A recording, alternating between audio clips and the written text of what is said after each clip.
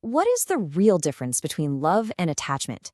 It's one of those questions that has been around forever. I mean, people have been wrestling with this one for centuries.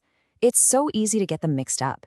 So, to really get to the heart of it, we're going to look at two super simple but really powerful stories from the natural world. So, let's ask the question directly. What is it that truly separates pram, which is this idea of a selfless, unconditional love, from mo, which is much closer to what we think of as attachment? They can look and feel so similar on the outside, but as you're about to see, they're built on completely different foundations. Okay, to get us started, let's dive into our first little story from nature. This one is all about a fish, and it holds the first really big clue to figuring this whole thing out. So, I want you to just picture a fish, totally at peace, just living in the water. For this fish, the water isn't just some place it swims around in, it's literally everything. It is the very essence of its world. I mean, the water provides everything. Its life, its food, its entire reality. That connection is absolute. You could say the fish and the water are basically one and the same. But then, something changes. A challenge arrives. Let's say a drought hits and the water starts to disappear. The fish's entire world, its life source, is literally shrinking. So, what do you think the fish does? And this, right here, is the most important part. The fish doesn't leave. It doesn't swim off to find a bigger pond or a safer place. It stays right there, with the water, even as things get dangerous. And in the end, the fish stays put, giving its own life as the very last of the water evaporates. It makes the ultimate sacrifice. It would rather perish with its world than try to survive without it. That act of complete and total selflessness. Just hang on to that thought. All right, now let's flip the script and look at our second story, which is a pretty stark contrast.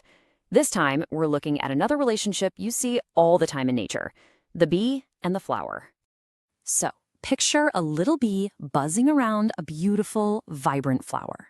Now, at first glance, this looks like a perfect partnership, right? A beautiful little symbiotic relationship. But let's look a little closer at what's really motivating the bee. What actually brings the bee to the flower in the first place? It's simple, right? The nectar. The bee is there to get something. Its whole reason for being there is based on that transaction. So the bee's attention, its loyalty, it's completely conditional. As long as that flower is providing the goods, the bee will stick around. The whole relationship is based on this exchange.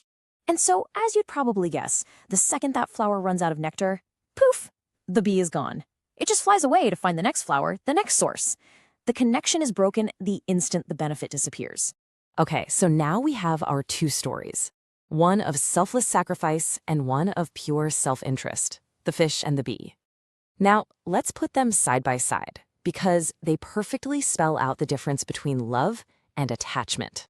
This table just lays it all out so clearly. On one side, you've got the fish, representing love or prem. It's completely unconditional. The motivation is all about giving, about selflessness. And its foundation is so strong that it actually endures hardship. But then, you look at the other side. You've got the bee, representing attachment or mo. It's totally conditional. The motivation is all about taking, about self-interest. And because of that, it vanishes the second things get tough. So if we're going to define it, prem, or true love, is an affection that's given freely, without expecting anything back. It's not about what you can get, it's about what you can give. It's the way of the fish, which gave absolutely everything and asks for nothing in return. And ma, attachment, is the exact opposite. It's an affection that is fundamentally built on an expectation.